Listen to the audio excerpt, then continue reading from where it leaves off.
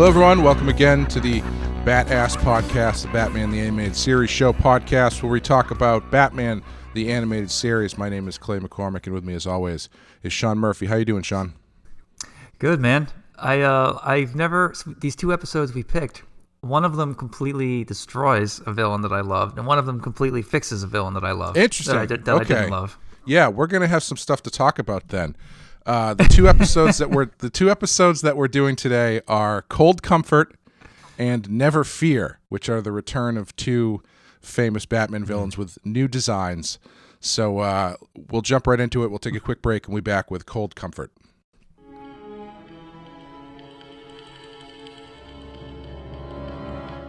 Cold Comfort, written by Hilary J. Bader, directed by Dan Reba. In this one, Mr. Freeze wants revenge and threatens to destroy everything that Batman loves in life. I'm going to go out on a limb and assume that this is the one you're talking about that destroys a villain that you love. So why don't you lead us off? As I said before, I thought the send-off that Mr. Freeze had after Sub-Zero was great. Mm-hmm. He was with two polar bears walking off into the sunset, having just seen on the TV that Nora was saved. You don't get to see Nora. You don't get to hear her. She's just always this like unattainable thing, and he just walks away into the sunset, literally. And for him to come back without his goggles, for one thing, yeah, and with like 2 or 3 sassy Eskimo chicks as his gang, wisecracking Eskimo chicks. I just was like, no, this is not my Mr. Freeze. I think this. They were pressured to do something with him, and they tried to reinvent him as more of a traditional, like Adam West style villain or whatever. And I don't understand his motivation here. He just wants to make everybody pay, which seems sort of vague. And he happens to go after Bruce Wayne. Mm-hmm. I don't know. I'm not a fan of this episode and what it did to Mr. Freeze. I do like that they got rid of the purple gloves, though. Yeah. Like I wish that there was a hybrid between this design. Basically, I want this design, but I want it to have the goggles. Sure. Yes. Yeah. Yeah. You know, on the flip side from that, I actually think this is the second best Mr. Freeze story they did. I would take this over Sub-Zero, and I would take this over the other episode that they did with the Ice Disneyland or whatever. I am shocked, man. Yeah. Well, I don't disagree with what you're saying about what they do to him. However, I think it is the best use of him. Like, it's the only way you can move him forward and make him a returnable villain is what they do in this, by instead of having him trying to bring back Nora, they've taken Nora off the table by bringing her back and having her marry somebody else. And so now he is gone over to the dark side and is determined to take away the things that everybody else loves the way the thing he loves was taken away from him. Because as we've talked about before, the tough thing with him is he's tough to do as a returning character because the way that they present him on the show is working solely for Nora. Everything he does is in service of Nora. And as you're saying, they took her off the table by bringing her back at the end of Sub-Zero, which actually, funny enough, this aired before Sub-Zero came out. This aired in 1997, and Sub-Zero didn't come out until 98. But it interesting. Yeah. I think doing it this way, where he's now reacting to the loss of Nora instead of the possibility of bringing her back, is really the only thing you can do with him based on the setup that they've given him in the show. However, I don't disagree about everything else you said, because this episode I think is a lot of fun, but I don't think it's consistent character-wise for him, and it also is super, super truncated. Like, Batman pretty much kills him at the end. Yeah, then there's that. Yeah, he straps him to a bomb. He straps him to a, quote, reverse fusion bomb, which I don't know what that is, but apparently it makes a lot of ice. And he just kicks him out of the bomb drop into the ocean, and then just flies away. And he's like, "That's the last we'll see of Mr. Freeze, probably." Because I killed him. Yeah, because he's probably dead. And it's just, and that's just the end of the episode. It's just over. There's no, I like it because they set up a character move that they never address. Like there's never a scene where Batman has to explain to Mr. Freeze that everybody loses things they love, and it's not just, like talk him off the ledge or anything. It's just, nope. He just kicked him into the water, and then that's it. I'm glad that you agree with my points, but given all that, how can you possibly say this is better than the other two episodes that you just referenced in the movie? Oh, I don't think it's better than Heart of Ice. Heart of Ice. No, I know you're not saying that. You don't like Cold. You like this better than Cold Comfort, and you like this better than Sub-Zero movie. Yeah. Yes. I don't remember what the name of the other episode. This one is Cold Comfort. I don't remember what the other episode name is. Oh, sorry. Yeah. It's like Deep Freeze. That's Deep Freeze. Yeah. I don't know. I find this one. It's more of a straight line for me in this one as far as what Mr. Freeze wants and how he goes about getting it, and the thing with the twist that he's just a head left over because the disease has ravaged his body or whatever is a nice touch. Deep Freeze is, I don't know, it's a little bit too much backflipping for me. I don't hate that episode, but when we were talking about it, it was just too many. It brought up too many questions for me to really enjoy it. And Sub-Zero is fine, but I think I think it's a fine end for the character, like you're saying. I think it's a really good end, but this one, I would probably go back to this episode before I went back to Sub-Zero. I agree that it has to take some chances by changing Freeze's motivation. And I don't know if there's a good way to do that. I don't think there's anything as compelling as when he was set up trying to cure his wife. Yeah. I think that's a tough bar to beat. I guess the reason why I am such a fan of Deep Freeze and Sub-Zero is, the character didn't change at all. It was more about the people around him and how they were using him. And I felt that it still had the things that I love about Freeze. It had the sadness, it had the drama, it had his kind of cold-hearted approach to things. It had a little bit of warmth in both of those episodes, or that episode in that movie. Like, those are the things that I need to be there for Mr. Freeze's story. And this takes those things away, and the goggles. Yeah. So I feel like he's been on borrowed time for a while. Like, I get that, because what are you supposed to do with this guy once Nora is fixed? I'm not sure if this is it. And I was while you were talking, I was trying to think of what I would do to keep that motivation. Maybe he starts going after his wife's new husband and starts taking down his empire. Or maybe he just attacks anyone who tries to date his wife forever and ever, and that's pretty lame. So I don't know what I would do to fix it, but this felt so foreign to me, and I felt like at least Deep Freeze, I thought was a good episode right until the end when you question how the hell this society even started up. But this one, the list of things that I don't like about it just gets longer and longer the more I think about it. Yeah, I think, unfortunately, it falls into the category we kind of were worried about in the last episodes, that this show seems to be missing that extra spice of like character and heart to some of these characters.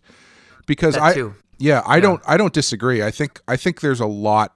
I think they take him for a ride quite a bit in this. I like the concept, I think, more than what they actually do with it, because I think there's a lot of interesting stuff there to get into as far as, Mr. Freeze spent his entire life trying to save his wife, and now that his wife is gone, he has to try and save himself, but he's too hung up on being mad that his wife is gone and taking that on other people. Also, I did find it really odd that he goes after, he's trying to take away the one thing that everybody loves from these people, and he goes after Bruce Wayne, the one person in Gotham everybody knows has never lost anything that was very dear to him. Yeah, apparently he hasn't read any newspapers. Yeah, he was busy. They don't get the newspapers at the Iceberg, I guess. Yeah, nothing sad ever happened to Bruce Wayne. That's always been Bruce Wayne's problem. Yeah, too happy. When Batgirl shows up in his living room to help fight Mr. Freeze, it just seems so odd looking. And furthermore, how do you not figure out that Batman is Bruce Wayne the minute Batgirl shows up in his living room? Yeah. Well, I mean, maybe Bruce Wayne's having an affair with Batgirl. You never know. Which is a problem in and of itself because she's like 18 and he's like 35. And also, I'm on record saying I don't ever want that to happen. So, so I was reading a review and they talked about the sexual tension between Bruce Wayne and Batgirl in this episode. And I had to go back and watch exactly the scene they were talking about. But Batgirl's in the Batcave training with all these like posts that are shooting lasers at her. And she gets a really high score and Bruce says like, we've got something to do tonight or something like that. And there's a quick shot of her sort of smiling. And the reviewer that I was looking at said, she's obviously thinking that they're about to go on a date or something. And instead of that, he says, no, you have more work to do. He turns the training program back on to a higher setting, and she starts getting zapped again. But she sticks her tongue out at him or something like that. Yeah. And this guy was reading into it way too much, where he's like, clearly Batgirl wants a relationship with Bruce, but Bruce is too mature, and she's too immature, hence why she sticks her tongue out, and blah, blah, blah, blah, blah. Did you pick up any of that stuff at all? I did not. I was not picking it up. However, like I don't have a problem if that's what they're going for. Like I don't have a problem with Barbara having a crush on Batman. Like, sure, fine. Yeah. It's when that crush gets reciprocated when I have a problem. Yeah, when he finally is like, all right, and just pulls it out. Yeah. I don't think they get to that in this series, but let's hope not. I think the most interesting thing about this episode is, I don't know if this was intentional, but there are two moments that are just like bring up character views on like life and society that I don't think they've ever gotten into on this show. The first being when Batman and Batgirl are training, and she gets blasted by the lasers or whatever, and she's like, I did much better this time. And he goes, you're still dead. And she's like, well, and he goes, dead is dead. Which wouldn't really have stood out to me, except for the fact that he says the exact same thing in the next episode. So Batman has this weird dead is dead philosophy going on in this season, which is strange. And then and then the other one is when I think Tim is watching TV or whatever, and he goes on a mini rant about the ineffectiveness of the justice system. And then Bruce is like, what makes you think that? And he's like, well, basically you, because you're Batman. And he's like, oh, yeah, I didn't really. Good point. Yeah. Like, which it seems like two topics they've never really touched on in this way. Yeah. That's kind of what I was talking about the last episode, is I feel like this new season is too streamlined, and they lose some of the heart, and they lose some of the depth, and they trade it in for action. And it is cleaner and slicker, but I think about the episode in season 1 where you have the Invisible Man trying to visit his daughter because he loves her, and Batman's fighting this guy who's wearing this toxic suit. Yeah. He's killing him, but he just has to see his daughter. There's a lot of depth in those ideas. Sure. That to me doesn't scream kid show, but of course I know it is. But that depth is not there with episodes like these. I think that they jam the depth into brief moments, like the moment you're talking about. When Tim gives Bruce some pushback and says, I know the justice system doesn't work. How do you know that? If I'm watching you. So they do get there. And there's even one in the next episode at the very end where Batman goes, sometimes a little fear is a good thing. So you have these heartful moments, but they're crammed into tiny spaces rather than letting them breathe, which I think the first few seasons did better. Yeah. And they're bringing up this stuff that it's not in service of anything other than like little moments. Like this, the fact that Tim brings up the justice system being ineffectual or ineffective because of Batman's existence doesn't play into like the way Batman decides to deal with Mr. Freeze at the end or anything. You know what I mean? It's just a scene for a scene's sake that is not really part of the story they're telling. It reminds me a little bit of Wes and I are in the middle of, we just started season 3 of Star Trek Enterprise. And the biggest problem that I have with Star Trek Enterprise is a lot of their episodes don't really seem to be in service of anything like thematically or narratively, whereas something like TNG or Deep Space Nine are rich with narrative themes and stuff like that. Enterprise just kind of is going through the motions. And that's kind of what this feels like, is it feels like them just kind of going through the motions. Yeah. Like, if you... Yeah. I find it hard. I find it hard to believe that anyone... This is maybe unfair for me to say, because obviously making television shows is very hard. But how do you have a meeting about using Mr. Freeze again and then go like, well, we've told a really interesting story about this character over 2 episodes and a long-form movie. What should we do to continue that? I don't know. Give him some henchmen he's never had before, and have him set up a ice laboratory. Like, they don't even go into the fact that he's kidnapped a bunch of scientists to help him. That's not even part of the story. What were they there for? I forget. They were there to help him, like, whatever is killing him. They were helping him, trying to help him reverse it or something. And they were, I don't know if they were involved with building his robot body or what, but like they're just there.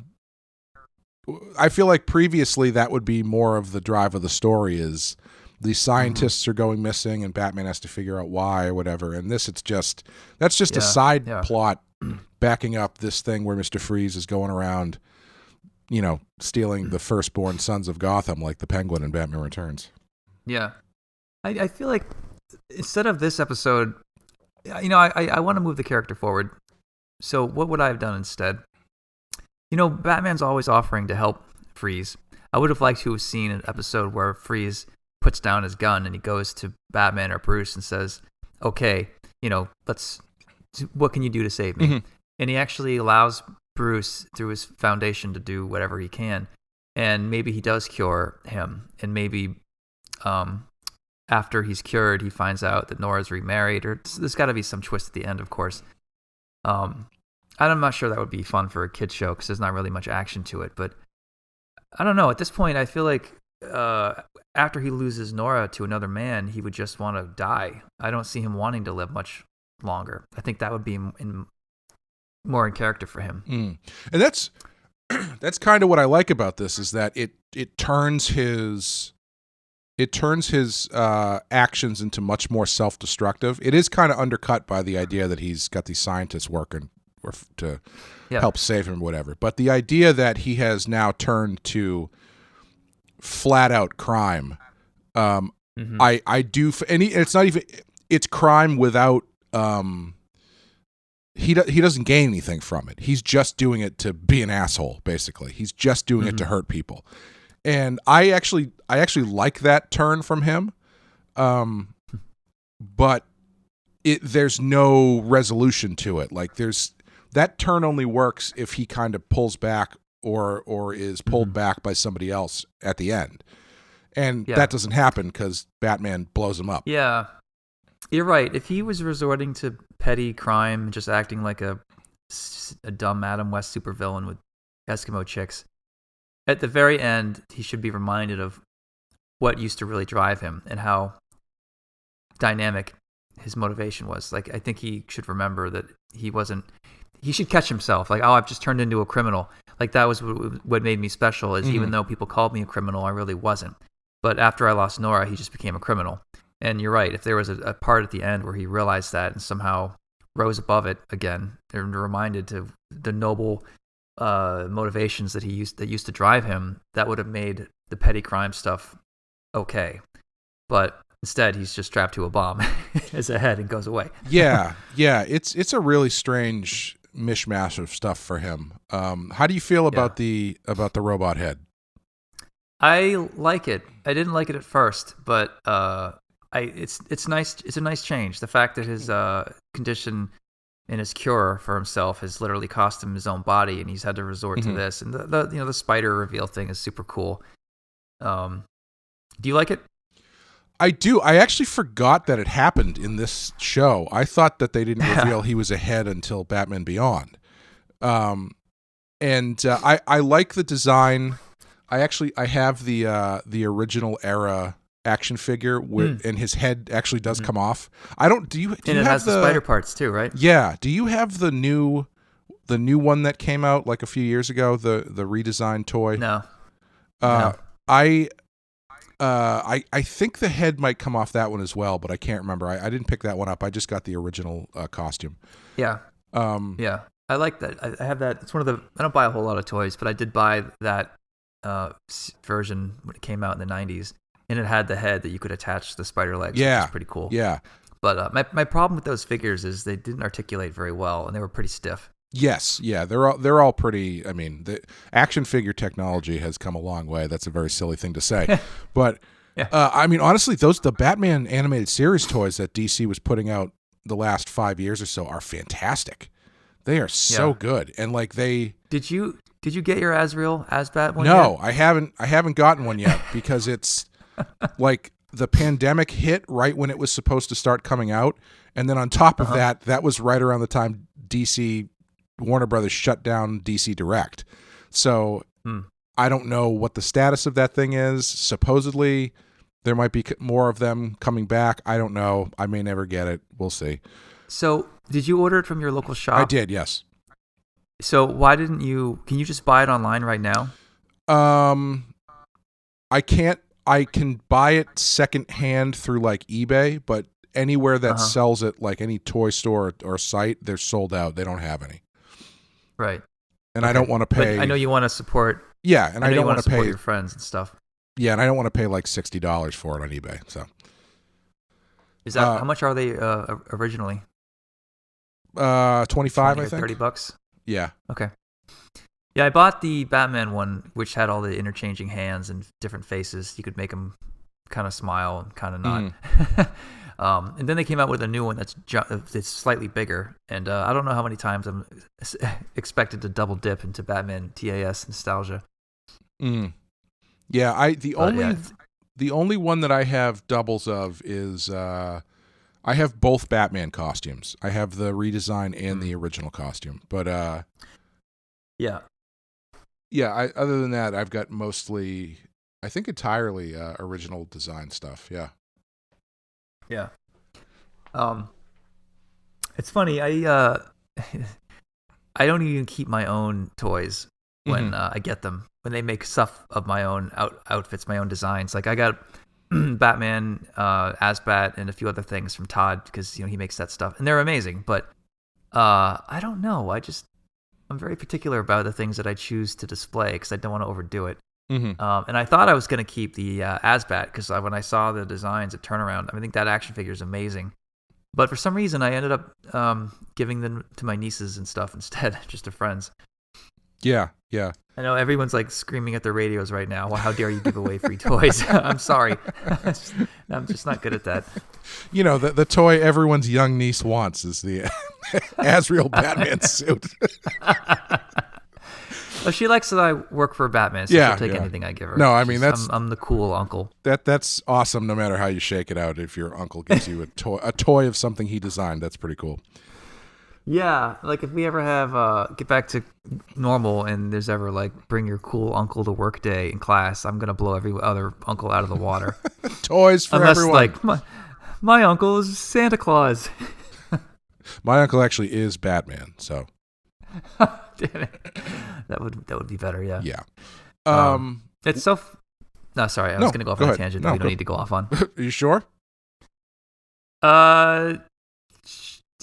So when I did White Knight, my editor really didn't want me to do the page where Joker has all his toys.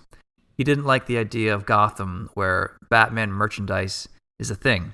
That definitely wasn't me who gave you that note. I can tell you that much. No. It was my actual editor, Mark Doyle. And to keep at the time, they didn't know White Knight was going to be a hit. They were just sort of going along with it just so they could get me to work with Scott again. When I was finished. So I think in credit of him, I think when artists on the main line decide to throw in Batman merchandise in the background all the time, it just gets to be kind of eye-rolly after a while. Especially when you're an editor, it starts to beg the question, like, who's actually producing toys of Batman and selling them in Gotham? Like, it just gets to be a little bit silly. So they were sort of like worried that I was going to fall into that. But I said to him, but that's the point of this story, is Batman has become a phenomenon in a way where Joker's the biggest fanboy. And of course, he's going to be collecting all the toys. Like what made my Joker different is he's the biggest fan of Batman that there ever was, in a weird way. And, the toys and all that stuff in his cell was sort of a way to visualize it, and a way to throw in some Easter eggs and to sort of talk about, it is very meta, and maybe it doesn't work for some people, but a lot of the readers seem to really like that stuff, and they didn't really question who the hell was making these toys of Batman. And also, which makes what your point so interesting. If the brand manager ever is a thing, the reason that he got his money, started his fortune, is because he put out a copyright on the bat signal. Yeah. And no one else thought to do that. Yep. He owns the trademark. I was going to say, we do have an answer for that as to why those toys exist. Because the brand manager owns the trademark for the bat symbol, because Batman never trademarked it. So no, that's one thing Batman forgot to do, was trademark his own symbol. And so now Gotham, you're selling, lollipops of Batman, toys, whatever. This guy's making a fortune because he's the only one that had the foresight to trademark. Yeah. I bet no one expected that page of Batman toys to turn into a story point, but it has.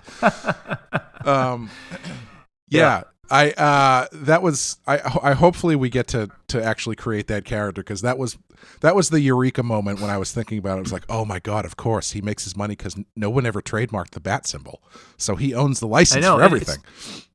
And it's perfect for White Knight, because I thrown in these things that they bring real world, the idea of a Batman devastation fund is like a real world boring tax solution to a fantasy problem like Batman. Like, if Batman was real, they would have to have some kind of emergency fund to fix all the collateral damage. Right. So when you bring in these real world things, and you have to do it in very small, interesting ways that don't overwhelm the plot, but having the guy trademark the bat symbol and turn it into something is totally in the feel of White Knight. Yeah. Hopefully Brandon Brandanowitz will see a comic book page at some point in the future. Yeah, the spin-off stuff on White Knight, to go off on another tangent here, it's too I had my plan last year in the summer was to do a Batgirl spin-off and the Harley Quinn spin-off. Mm-hmm. But the artist that was attached to my Batgirl thing was worried that they were going to get caught up in my Twitter drama, and they didn't want to get attacked like I was getting attacked, so this person quit. Mm-hmm. And the project just went away. So I was setting up the idea of the producer going around putting new villains in Gotham, because Gotham's more interesting if you have people, these grand actors on this stage, so to speak. But when that artist quit, then I couldn't find another artist in time. So I don't know, my plans for having the producer doing these books where this guy's creating new villains kind of went away. I mean, all we have is the Batgirl White Knight spinoff, and he doesn't really get much attention there. And the plan to expand him was in play, but once that artist quit, everything kind of got fucked up. Mm-hmm. So if anybody's curious, where the hell that was supposed to be headed, there's your answer. Yeah. I don't know when we're going to be able to get back to it and when we're going to be able to do more spinoffs. But I think we're going to look at how sales do for Beyond the White Knight and the Jason Todd thing that Clay and I are writing. Mm-hmm. Mm-hmm. We'll see. Yeah. No, it would be cool to see the other nooks and crannies of that universe come out eventually. Yeah. Yep. So, what would you want to draw in this episode? I would redraw that helicopter at the end. At the end, there's this escape scene where this Freeze is inside this helicopter, and it's designed to look like a 1920s or 30s deco helicopter with a giant window at the front. And I get what they were trying to go for, but I think this design just fails on so many levels. It just always bugs the shit out of me when I see it. I didn't even think about the design of that thing, because I feel like they've done so many of those things that it just was like, yeah, it's another Art Deco plane thing. Yeah, this one was the least effective Art Deco attempt that I've seen in a while. It's a shame, because you think back to, I was thinking about how I did register how simplistic the design inside was, where it was just sort of like a chair and a stick and a couple gauges and stuff. And I was thinking back to how much work and amazing animation they put into that Joker episode where he's flying the biplane and they have that nice turnaround of him like knocked out shooting the machine gun and everything. Yeah. And it's just this series still kind of feels like a contractually obligated record sort of thing. Yeah. I'm guessing you draw him with the spider legs? Yes, actually, I would. That's a good answer. Yeah. That was my second choice. Yeah, I really like the reveal of that, and the playing that up for like a little bit of horror. I think would be really fun. Yeah.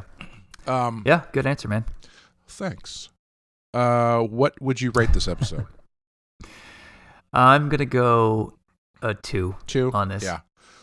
I was coming in at a 4, but I think I'm going to dial it down to a 3 because all of the things that you said I don't disagree with. I was a little bit taken by the interesting stuff they were putting down, but I don't disagree that they've kind of taken him for a ride a bit and sort of not really moved him forward in a really meaningful way. They've kind of put a couple ideas down that are interesting and then just sort of been like, here's some other stuff. So I think the difference between you and me is I think you tend to give more bonus points for trying.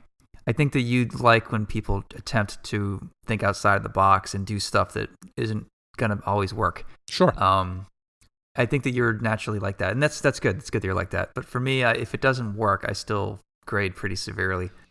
Well, I think it's... But I see where you're coming from. I think it's... doesn't work, I think, is a kind of a subjective term, because like I don't think that the things that they have him do don't work. I don't think the entire thing works, but the elements that they did add that I do think work. But I think they're undercut by some of the other things that don't. So it's not a whole package thing, I guess, is the way to say.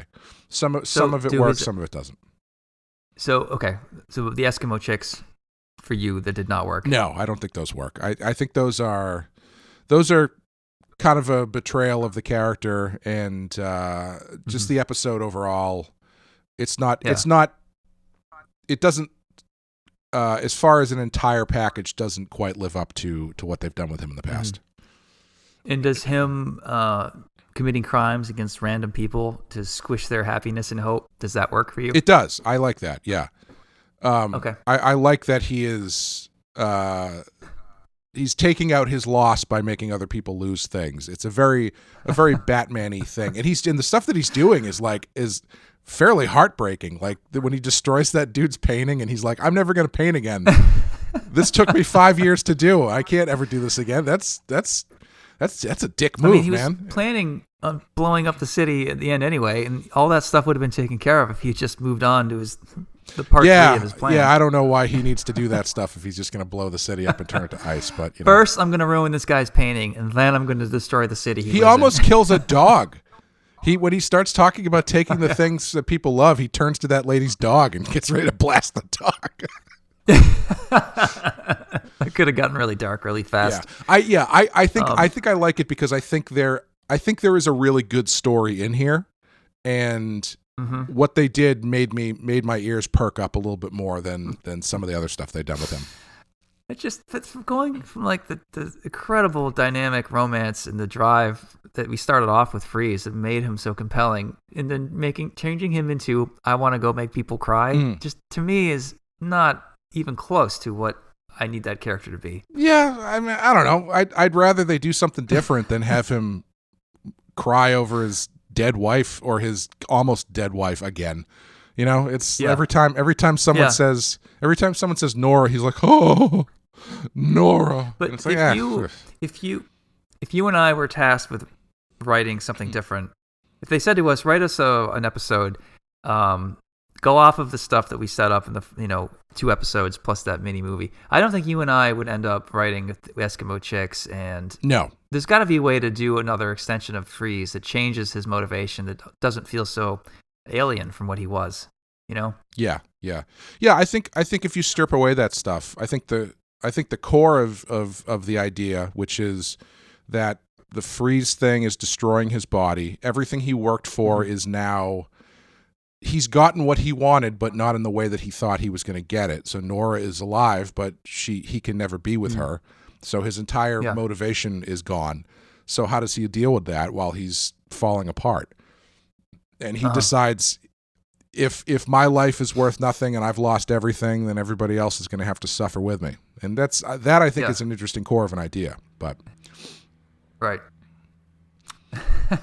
So I think that's going to do it for Cold Comfort, and we will take a quick break, and we'll be back with Never Fear.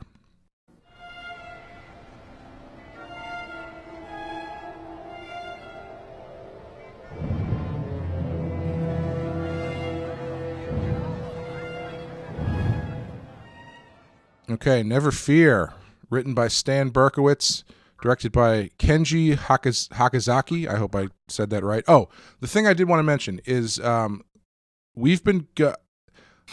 Wikipedia listing is actually different than the listing on the DVDs for this one.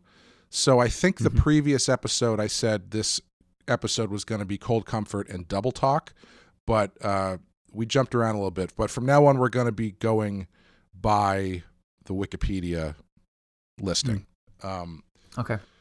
So let's see what we Never Fear. In this one, the Scarecrow develops a new toxin that, rather than inducing fear, eliminates it, making average people incredibly reckless and dangerous, including Batman. It's now up to Robin to save his mentor and foil Scarecrow's plot. The other thing I didn't mention, that I didn't notice in the last episode, in our first episode of this season, but I did notice it in Cold Comfort. They don't do the title illustrations anymore. No, it's just the title over the animation. Yeah, which that adds to the streamlining feel that I'm not loving. I assume that's probably also to keep it in line with Superman, because I don't think Superman was doing that thing, and it's all streamlined, and it's a bummer because those illustrations were a highlight of the show, you know. Yeah, I feel like they've sort of did these on a tighter budget, you know. A lot of the effects that they did in the first few seasons, like the frost on Mr. Freeze's helmet, like you had to airbrush different cells, so every time Freeze walked, you have to airbrush again and again and again. Like that's not an easy solution, but they went ahead and did it, or that studio did it. So it feels like this animation is more on a budget, hence why they streamline the looks. It also feels like they're using fewer studios. The model sheets seem to be more correct and consistent from episode to episode, whereas sometimes the model sheets in the first 3 seasons kind of didn't really line up here and there. Like sometimes Batman's jaw was huge, sometimes it wasn't, like stuff like that. Yeah. They've obviously, we've talked about the redesigns of characters, and you mentioned that this episode greatly improved one character, and I can only assume you are talking about Bruce Wayne's disguise, which has moved from Matches Malone to guy from Brooklyn with a pencil-thin mustache. Wearing Bruce Wayne's suit. Yeah, it's just Bruce Wayne with a tiny mustache on doing a voice. It is and the worst costume ever. Scarecrow's like, I don't know who you are. It's like, oh, well, I ain't Bruce Wayne. It's like, you look a lot like Bruce Wayne. Yeah. How the hell they can do such a good design with Scarecrow and then just go, it's the end of the day. What should we do for Bruce? I don't know. Pencil mustache. Let's go to the pub. Kevin wants to do a funny voice. Can we just pick something that goes with the voice? I also liked when Batman started yelling at Robin, calling him a pipsqueak or whatever. Yes, yeah.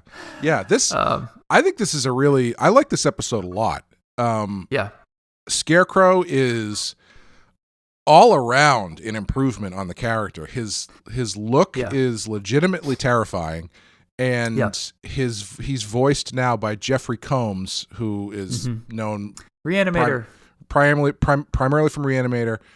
He's also, I think he must be like the #1 most recurring guest star on Star Trek, because he's been on like every single show since 1987. I think you're right. But yeah, Jeffrey Combs, big horror icon, cult horror icon, playing Scarecrow. Great choice. I would actually, it might be too late now. I don't know, but if I were casting a Batman movie and they said who should play Scarecrow, I would say Jeffrey Combs. I think that's a great choice. Yeah. I don't know how old he is. Who did he play in TNG? I don't know. I'd have to look it up. Maybe he was. I Okay. assume he was in Next Generation. Yeah, he might be. I know. Obviously, he was in the other ones. Was he in Voyager? I forget. I have to imagine he probably was.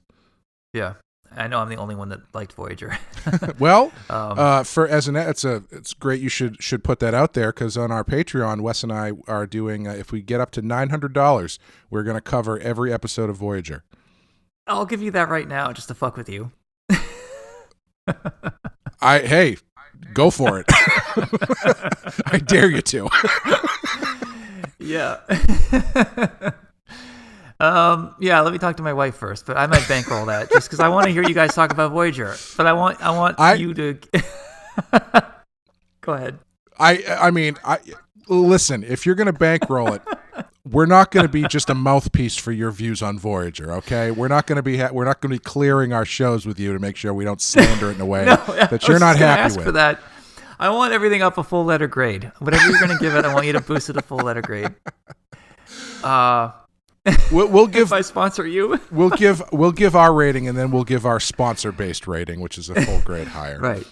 Or you send me a different file than the one you actually release, so I think that the show's going one way and it's not. Yeah, you'll be able to tell because it'll be like, we give this episode a 4. Like the new Wayne's World commercials. Yes, yeah. You know, if I'm going to give you guys $1,000 to review something for 7 seasons, I think I'd rather just torture you. Well, I mean, it's really a game of chicken because my understanding is it has to remain at $900 for us to continue. And actually, technically, you would only have to. I think we're up to like 700, so it would just be $200 a month until we finish getting through Voyager. So. Can I make you off something horrible? I'll give you $1,000 if you go review Little House on the Prairie or something. If you want to give us $1,000 a month, we'll do whatever you want. As Winston Zedmore said, if there's a steady paycheck in it, I'll believe anything you say. Yeah. Anyway, yeah, back to Batman. I fucking love this episode. Yeah. When I think back to the whole series, this one is always a top 10 for me. It's got a few flaws or things that bug me, but otherwise, I think it's pretty. It doesn't have any fat on it. It just keeps moving forward. The idea that Scarecrow, instead of making people afraid, he's taken away their fear. Mm-hmm. Like that's just a great idea. I love how these big alligators are supposedly going to kill Bruce Wayne, but he ends up murdering them because he's fucking awesome. Mm-hmm. And I love how he's getting ballsier and walking into gunfire. And I love how Robin tries to shut him down. And Batman tries to lie to Robin to get him to untie him. And like Batman becomes a threat to Robin, which is great. Yeah. This one has more of, it's not as forward of a theme, but I do think it's really interesting that this episode is basically positing the only thing that's keeping Batman from going over the edge is fear of himself, basically. Which is a really interesting idea that I feel like it's hindered a bit because they don't go into it that much, because I feel like the older show would have dissected that a little bit more. Mm-hmm. But this one, it's just sort of there as he's, doing crazy shit. Yeah. But it's there to serve the action and it works. But yeah, there's a few, I would like to see this drawn out into 2 episodes and have him get introspective somehow. Yes. Yeah. And just to clarify, Jeffrey Combs was not on TNG, but he played like 5 different people on Deep Space Nine. Okay. Yeah, that makes sense. But yeah, I think I really like the change in approach from Scarecrow, where he's like, well, the scaring thing didn't work. What happens if we don't make anybody afraid? That would be an interesting way wrench in the machine. Yeah. It shows growth on his part that he's willing to change it up when he notices things aren't working. Yeah. The other thing they do with Scarecrow, other than rewrite him, give him a different voice actor and an entirely different look, is he's got this really gloomy music in the background every time you see him. Mm-hmm. It's not even music. It's just they hit this chord on a really deep, scary chord as he like walks off into the tree line or something. And I love how long and flappy his arms are. I mean, he's designed to look like a corpse. He actually has a noose around his neck, which is amazing. And his face it's hard to get a read on it. It's drawn in 3 different sections that are sort of floating around in blackness under his hat, and these 2 eyes sticking out. Like, I don't even know how you would make an action figure out of that, because it's something that really only works in 2D, you know? Yeah, I wonder if they did. I'll have to look it up. It's excuse me. I'll look it up right now. The most interesting thing about it is straight up the most drastic redesign, I think, out of any character. Because generally the redesigns keep some element of the previous version and just sort of like give it a bit of a tweak. But this is like a ground up thing. It's almost kind of it's jarring, because the original Scarecrow had that bright red tunic that he wore, and his mask was kind of like beige colored and stuff, and he had the brown hat, and he had some color to him, whereas this guy is just black and like pale white hands and stuff. It's just a very jarring change. It's like they knew it wasn't working, and they completely went in the opposite direction and fixed it. Yeah, well, I mean, he's probably changed more times than anybody else, because remember, he started off with that weird like condom face, where it was just like a really bad drawing of like a sack, and it just didn't work. Yeah, so there is an action figure of this design, and it looks pretty good, except the face, it's just flesh colored, and they do the best they can. Yeah. But it doesn't really work as well. Like, it has a nice there's like a zigzaggy bit of flesh that sort of shoots over his nose from his eye in the animation, and they did capture that. But I think that they did the best they could, all things considered. Yeah. Oh yeah. I'm looking at the action figure right now. Yeah, it's not bad. It's probably about the best you can ask for. That's a pretty cool one, actually. Let's keep my eyes open. Yeah, like I wouldn't want to sculpt that one. I'm like, what am I supposed to do with this? Honestly, like the previous versions of the Scarecrow, those action figures are a lot easier to figure out because it's all fleshed out. Right. But this one is it's so dependent on the 2D design of his face and those shapes, you know? You know what he looks like? He looks like Eddie from Iron Maiden. He kind of does. He's got that same, like, that nose thing that kind of Swamp Thing has, and Eddie from Iron Maiden. Yeah, he looks like Eddie from Iron Maiden in a cool jacket and a hat, which sounds good to me. Yeah, awesome.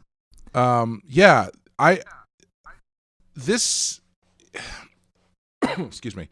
It's the most interesting thing to me about this is the change in approach for Scarecrow offers a completely different take on what Scarecrow does, because Scarecrow usually comes along with weird visions and shit, and another overwrought sequence of Batman sliding down the barrel of a gun and getting shot into his mom's necklace or something. Yeah. And they take that away in favor of Batman turning into something scary, basically. Something scary to Robin, because I mean, you could argue that Robin's biggest fear might be Batman going over the edge and him not being able to do anything about it. So yeah, I think it's really good. I think the animation is really cool. The idea that this is another one where it's like they throw this interesting kind of societal idea at you, but they don't really get into it too much, is this idea that fear, I think Scarecrow says it, fear is the only thing that makes society work. Like fear that someone else is going to kill, like without fear, society breaks down. And that's a really kind of, between that and the second episode in a row of Batman saying dead is dead, there's a real kind of gloomy atmosphere to this series, to this season of the show. I think, Batman is a little bit more intense, a little more cold than he used to be. And I said this many seasons ago, but when I first wrote White Knight, the version of Batman that I pictured was this version from this episode, because he was acting so brash and dangerous, but it somehow hadn't, blown back at him yet.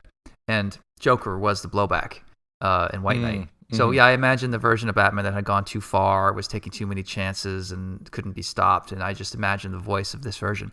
And because season 4 here has a darker version of Batman, for it to get even darker in this one episode, which really shows him just, one step away from losing it, I think is really interesting. I forget, when Robin is on the train, how does Batman incapacitate him? How does Batman incapacitate Robin? Yeah, isn't Robin, because Robin's got it, but Batman catches up to him. Robin gets caught by Scarecrow's goon, and he gets knocked in the head, and then he gets handcuffed to the pole or something. That's right. And Batman walks by him. He doesn't unlock Robin. I think so, yeah. Something like that. Yeah. That's right. Robin does a karate chop through the handcuffs. That's right, yes. Which I don't even know how you would be able to get the momentum needed to do that if you're handcuffed. That's really impressive, actually. He does say, ow. Yeah. Oh, yeah. There you go. So, you're a big fan of consequences, Clay. There you go. Yeah. And luckily, Scarecrow had that thing that you breathe into, that inhaler that would fix the problem. Oh, right. Yes, the inhaler of antidote. Yes. Yeah. So I'm curious, the motivation of Scarecrow. So I watched this episode a few days ago, so I'm missing some of the details. Sorry. But there was a Tony Robbins character who was sort of a criminal too, and Scarecrow hired him to investigate, try to find a scare thing or whatever.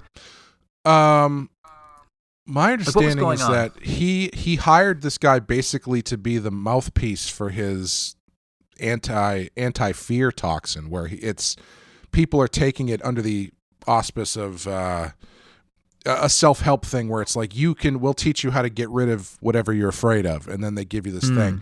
It's basically again, it's a fairly cynical idea. This idea that everyone thinks that they don't want to be afraid of anything, but what does that actually look like? It actually turns you into a psychopath. And it's it's a cool idea. It is kind of weird when you see this Tony Robbins guy who's very slick and talking about, we're going to take away your fear. And then the next scene is him talking to this 1800s zombie character about business decisions. But that's just what you get. In a boardroom. I don't know if you meet Scarecrow in a boardroom, but yeah. He's more business minded now. He's more concerned about, he's taken his appearance, his brand into further consideration. So I guess it makes sense. Yeah. What do you think the conversation was like when he visited the brand manager? This is the third time you've come back. Yeah, this is the third time. Listen, I got no more sacks. All I got is this old pumpkin. I'm going to throw it. You want it, you can have it. I'm not even going to charge you. Just get out of my face. How about this take noose that over noose. here? Can I get that? You take that noose. Yeah, take the noose. If you think you're going to come back, hang yourself with it. I don't want to see you. It's what if I do a different thing with my face? It's kind of, you can't even really see what I'm doing, but sometimes you can. Yeah, whatever. That works too. Just take the potato sack and go. I think what you need to be afraid of is me charging your charge card again, because I don't think you get enough money to cover this stuff. This is the third time you've been here. Oh, man. We got to do that. Oh, Brandon. Offshoot. Yeah. Brand manager. But yeah, I like this one because it's actually kind of a Robin centric episode, which I like. Tim has just been kind of in the background to this point, but this is a good one where he gets, and him being extra young is also nice too, because again, it's the old Batman and Robin team up felt like two kind of peers, whereas this one, Tim is still very young. So if you have Batman go off the deep end, now you've just got this kid who has to figure out how to deal with it, and if he turns on Robin or anything. There's an episode of Superman where Superman's missing, and Gotham's crime is so out of control that it's leaking into Metropolis. So Superman goes to find Robin. And he's like, "Where the fuck's Batman?" And Robin's like, "I don't know. He disappeared a while ago. It's just me." And then, during their conversation, the bat signal goes on again, and Robin's like, "Jesus Christ, I'm never going to get a break," and he has to swing off. So Superman has to pretend to be Batman for an episode. It's amazing. Oh, nice. But nice. It's. I almost think we should watch that as part of this. Sure. In case we don't want to watch Superman. Well, it's all on HBO Max now, so we can jump around as much as we want. Actually, speaking of that, true. I just started dipping into Batman Brave and the Bold. Really fun. Really, really fun show. It's it really leans into the kind of Silver Age 70s kind of silliness of stuff. And it's just really fun. I thought of it because I watched one today where Superman, Lex Luthor ends up getting Superman to touch red kryptonite, which causes him to, turn into an asshole. And the way that they defeat Lex Luthor is Superman confronts Lex Luthor, and Luthor thinks he's got the upper hand because he's got more green kryptonite to kill Superman, but then Superman's unfazed by it and just punches him in the face. And then Superman pulls off his own head like a mask to reveal Batman in full cowl. And then Batman pulls off his entire head like a mask to reveal Superman in the Batman suit. Yeah. No, man, I never watched that, but I heard it got great reviews, and even though it wasn't dark, it was a nice title shift because you can't just always do dark Batman. It's nice to have a variety in there. Yeah. I would recommend it. It's a fun show. Yeah. What did you think of the end of this episode when they're dragging Scarecrow out of the subway and Batman says, "Sometimes a little fear is a good thing"? I thought it was hilarious. The idea of Batman and Robin dragging the Scarecrow down the streets of Metropolis in broad daylight is hilarious. And when they show it, sorry, Gotham, not Metropolis. When they show him, the camera angle is funny because it's on Batman. You see him walk past, and you see Scarecrow, and it stays on him till you can even see his little dainty dancing feet just pointed straight down. He's like he's dragging a wet flag. There's nothing to Scarecrow. He's just limp. Because that design, one of the cool things about that design is it's like this, like many of Bruce Timm's designs, it's like a big triangle from the shoulders. And so if you're dragging that and his suit is basically like a ripped up jacket or something, it's gonna, it looks like you're just dragging a big wet bag.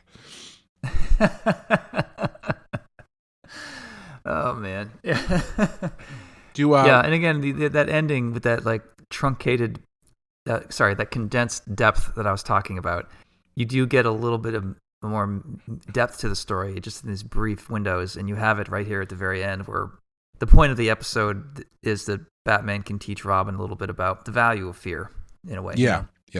Just enough. I think this is probably my favorite one we've watched so far. Yeah. This one's hard to beat. I mean, the concept itself is amazing. Yeah. It's I do think it's still they're clearly leaning more heavily into action with this series. Yeah. Because even in this one, there's a lot of action beats and stuff. But I think the story that they're telling through it's not action for action's sake. Like the stuff Batman is doing has a story purpose and stuff. And the opening scene with the guy swinging from the balloon through the city, which is also that's pretty a really funny. long scene. Like, I was impressed by how long that went on. Yeah. I was impressed by his upper arm strength that he managed to hang on to that thing so long. And how strong those cables are. Yeah. Yes. Yeah.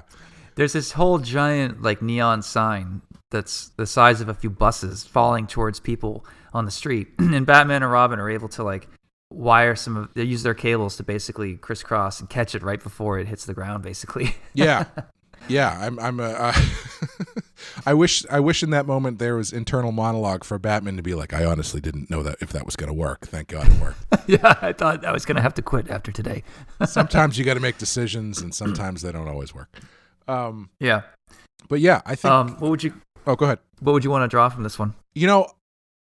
As much as I would love, excuse me, I would love to do like a splash page of that design of Scarecrow.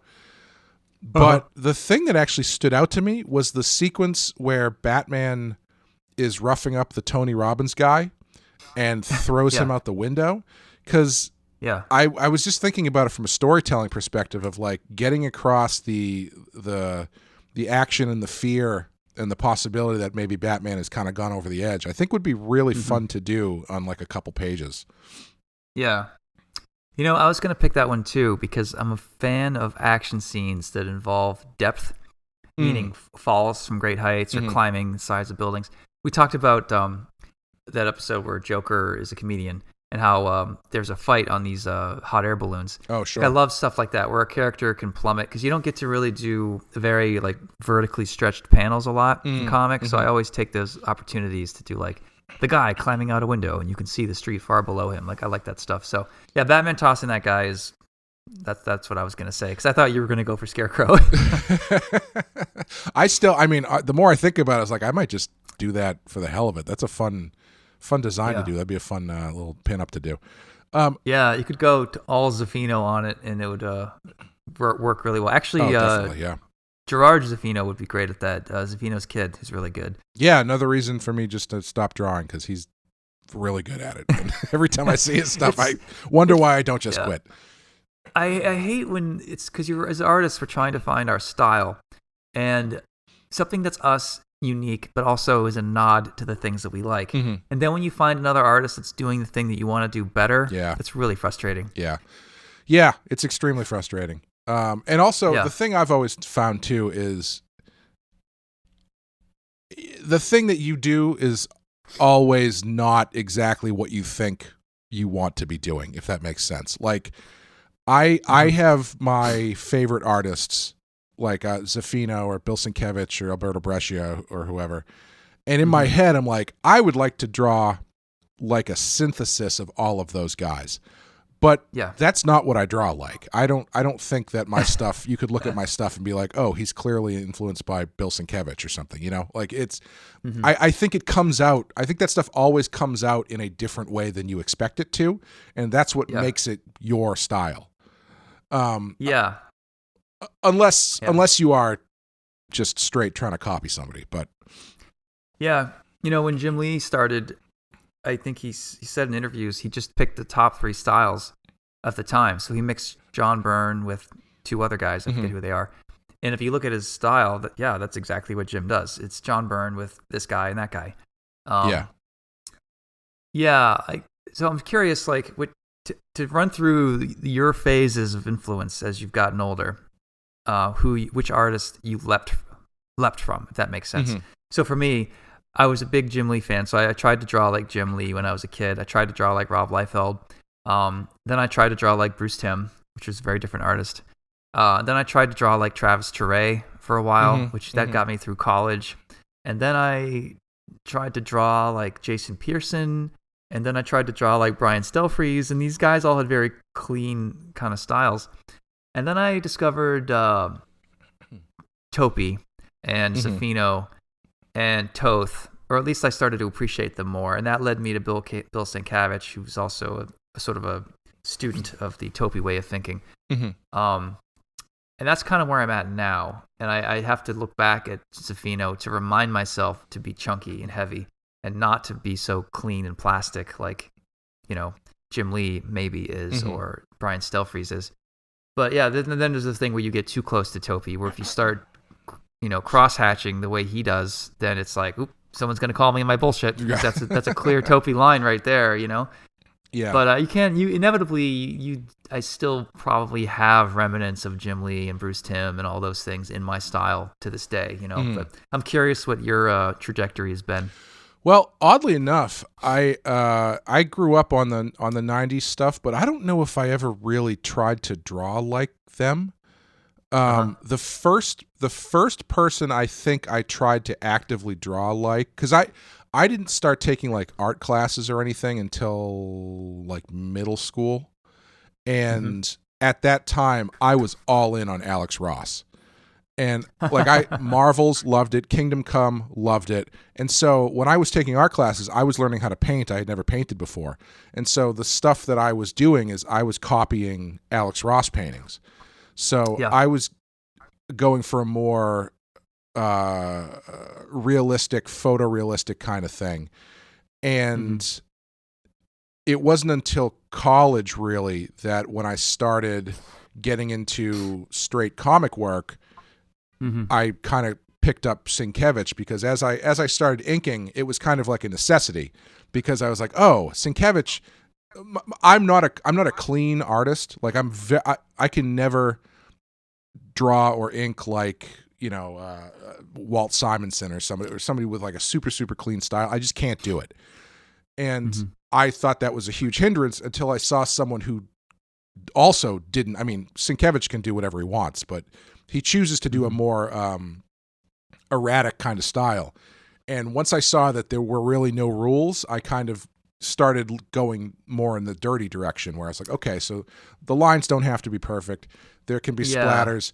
It's a matter of controlling that stuff. And so I kind of went through Sienkiewicz, and then I discovered Zaffino, and kind of I love working backwards and seeing influences. Like the music that I like, I always go back. It's like, okay, well, this band, they were really influenced by these guys from the 70s or whatever, who was influenced by these guys from the 40s. Or same with movies and stuff. I'm really interested in that stuff. And so inevitably I would work my way back, and that's how I discovered Brescia. And I love the guys who worked for the EC guys, and the guys who worked for like Creepy and Eerie, who had that really, really nice black and white style. And it's weird because like I every now and then I see something where I'm like, ooh, I should try and incorporate some of that, but it's like, that doesn't really fit with what I do. Like, see, it's I kind of have my own thing, I think, that is really none of those guys, but it's somehow all of them at the same time, if that makes sense. Yeah. The analogy I use sometimes with an artist who's locking up because they have so many different influences that they actually don't know who they are. And that's not what you have. But I have a friend who has this problem. And I think about that episode of The Simpsons where Mr. Burns has every disease. Yes, yeah. And because he has every disease, none of them can get through the little door. Yes. And he uses this example with these little like puffy figures or whatever they are. So I was being overwhelmed by my influences for a while because I really liked guys like Chris Ware, who have an independent, very clean style. Like he could draw on a stamp. The stuff's so broken down. It's amazing. Yeah. But I would also like Kyle Baker, and I'd also like Topi. And Chris Ware and Topi could not be more polar opposites. Totally. Like there is not a style that I could come up with that embraced both of them. Because one sacrifices stuff to gain other things, and the other gains those other things by sacrificing the first, if that makes sense. Right.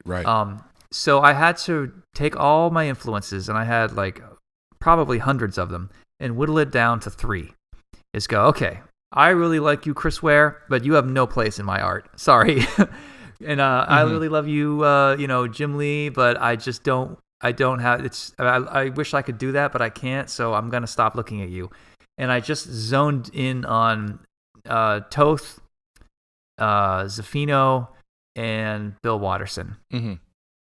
Because even though Bill Watterson's a cartoonist, like the way that he inks is not really that different than the way Zaffino inks. Right. Yeah. In some ways, and if you could see me, I could explain to people why that is, and I could plead my case.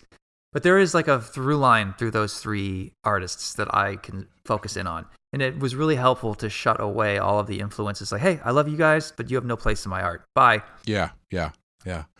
For me, it's interesting because the when I look back at the way that I work and all of the different influence that I've taken on, the thing that remains a constant is that I first really started thinking about art through painting, and I feel like that's where I'm most comfortable in my comic work, is when there's like a painterly quality to it. And that's the one through line I think that's taken me through to where I am now is how to blend the comic book sensibility with this idea that I want to use my thumbprint. I want to just load up the brush and just see what happens when I smush it on the page. X, Y, and Z, something a little bit more expressive and painterly is what interests me. It doesn't really interest me to do like tight, clean comic book stuff. And thankfully, in the modern era, you don't have to. I mean, all of that stuff is on the table. Yeah, it's interesting when you find an artist that is really loose. It's like you've been given permission to be loose as well. Right. Like, oh, I can see what Sienkiewicz is doing. I thought scribbling for rendering was wrong. Bill Sienkiewicz says it's right. So Right. you don't feel Yep. so alone, and you've got an example of somebody that's making it work. So it gives you bravery. Yeah. Yeah, Yeah. those moments are really helpful. I've probably said this before, but watching Bill work was like a eureka moment for me, because I realized that all the stuff I was worried about, wasn't an issue, and that's kind of how I started to develop my style. Yeah. Because I was worried that I could never do comic book inking because it had to be so clean, and I was like, well, that's not how Bill does it. And if I look at what my strengths and weaknesses are at the time, if I can develop a style that embraces the fact that I don't know what I'm doing, Yeah. then hopefully I can at least fake my way through it until I figure it out. Yeah.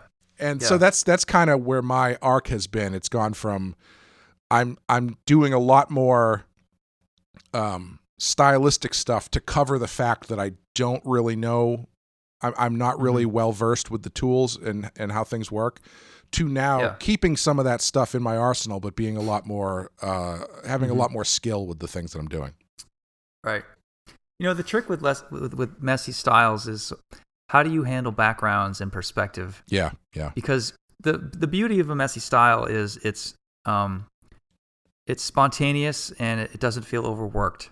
It feels very free and it has energy. But when you do perspective, you have to measure and overwork things just to get your math correct. Yeah. So you spend all this time, laying out this grid and these buildings, and like, all right, so now that you have it all correctly measured, do you ink it messy? What was the point of measuring everything? It's going to be messy. Can you make it a little bit messy, but the perspective still holds?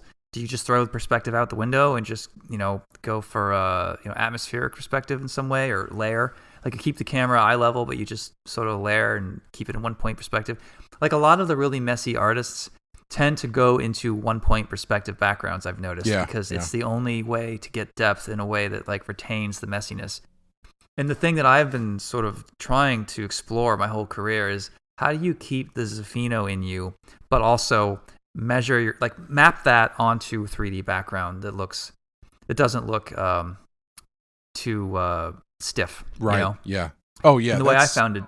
Oh, go ahead. And the way I found doing that is working in anime and manga, is speed lines don't feel stiff, but those speed lines are all mostly perfectly straight lines. Like, there's a way where I was able to take, Zaffino and mix it with manga and sort of try to make it work for my style.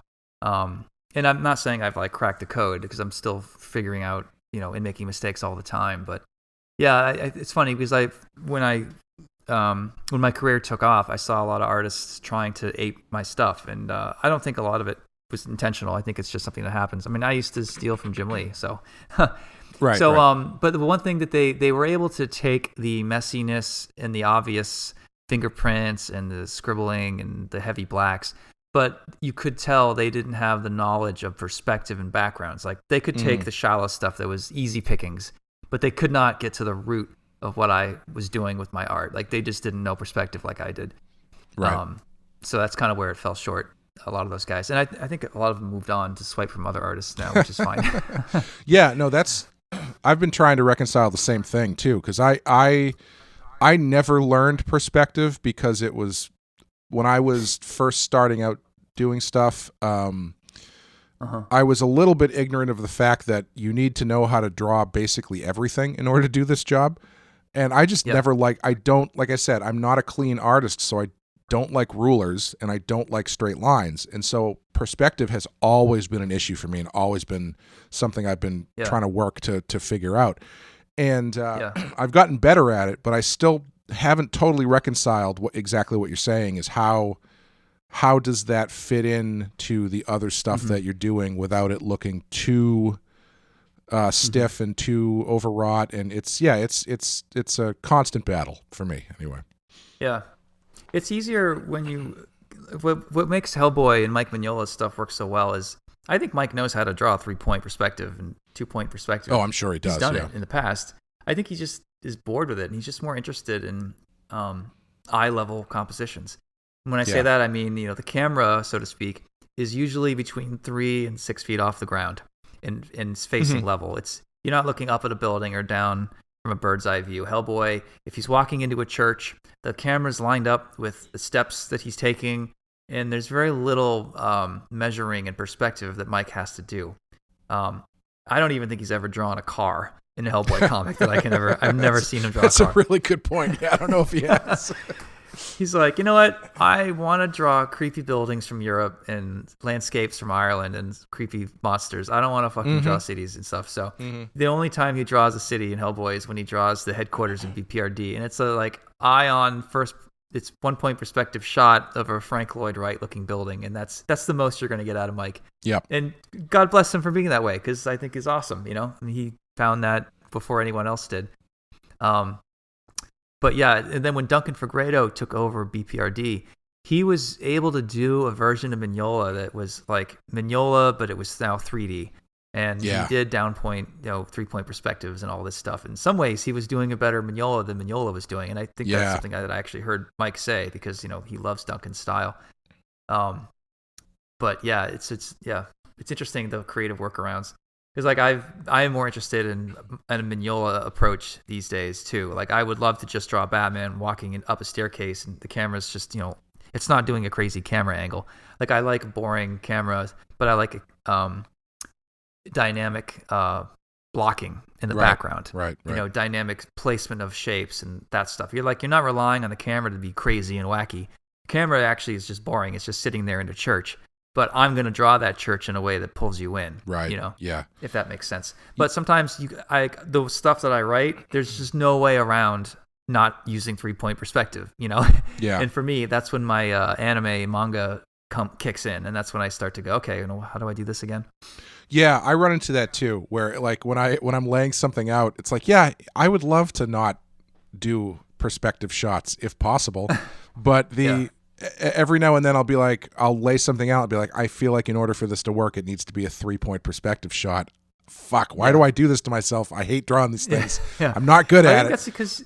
That's because you're a good writer and you care. Like I think artists sometimes they don't want to draw crowds. It doesn't matter if the script calls for a crowd. They're going to draw as few people as possible and try to get to the next page. For me and for you, I think the storytelling is the most important thing. So even though you don't want to draw a crowd, if that's what the scene calls for, sorry, buddy, but you're going to be working late tonight, Right, exactly. Yeah. Yep.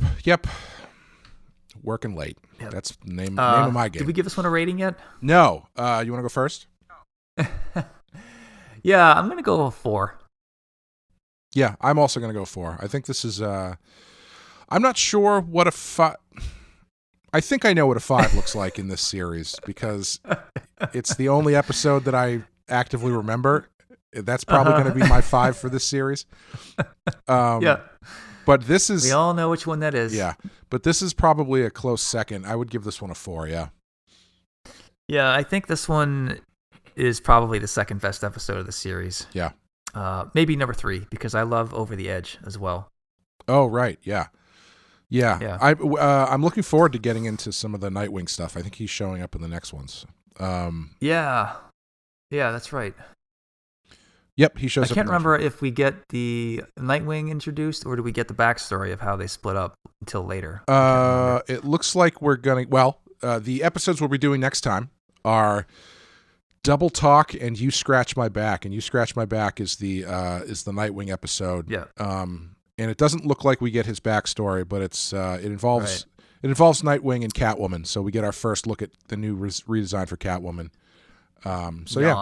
Yeah, it's not my favorite. But so Old Wounds is the one where we get to learn about what happened with the original Robin. So Old Wounds comes later. So I guess the cat scratches. Yeah, it's not called cat scratch fever, is it? You Scratch My Back. That's right. Cat scratch fever was an episode, though, right? I think so. Okay. We're not going to get to Old Wounds until much later. Actually, that's the 17th episode out of 24. So we got a bit of a way to go to get to that one. But they hold that card back for a while. I'm impressed. Yeah, surprisingly. But that's going to do it, I think, for Cold Comfort and Never Fear. Thank you guys for listening. If you're interested in helping Sean sponsor Wes and I's descent into Star Trek Voyager, you can do that at the patreon.com/the File. We're also with the other horror show that I do, Rotten Horror Picture Show. our Patreon episodes for that. Amanda and myself are covering the Friday the 13th series, which is pretty fun. We're doing one a month, and we just had, I don't know when this comes out, but whatever month you're in now, that's the number of the movie that we're currently doing. Can I be a guest on your Voyager? Can I intrude on the party? Or do you want to just keep it you and Wes? If you're paying for it, you can do whatever you want. I don't care. You can run the show. I don't give a shit. I feel like you should watch 2 episodes of Voyager. You should watch I feel like we should watch every episode of Voyager because I have bills I gotta pay. So there's one called Year of Hell. Whenever you want. It's one of the best episodes of Star Trek ever in every series. It's called Year of Hell. It's actually what the whole series should have been. It has a lot of actors you love. Yeah, like you should watch that. It's a 2-parter, and I think if you know that there's a beacon of hope that you're reaching towards, it'll help you get through the first few seasons of Voyager, which I admit are not good. Well, I hesitate to say this because I don't want you to put your wallet back in your pocket, but if we don't hit the $900 mark, we will eventually be doing a curated run through of Voyager. So we won't be doing the whole series, but we'll be doing I don't know, select episodes right. season to season. I guess I'll put my wallet away then. Now that you told me that. But I mean, I don't know. This might never ever happen if we don't get enough money. So what if I paid? I'll pay $900, but you and Wes have to have filters on your cameras to put bunny ears on your faces or something like that. That's fine with me. I don't give a shit. Wow, anything for $1, huh? Hey, Nice. yeah. Hey, it's a pandemic living, man. You got to make money where you can. Thank you guys for listening. We'll be back next time with Double Talk and You Scratch My Back.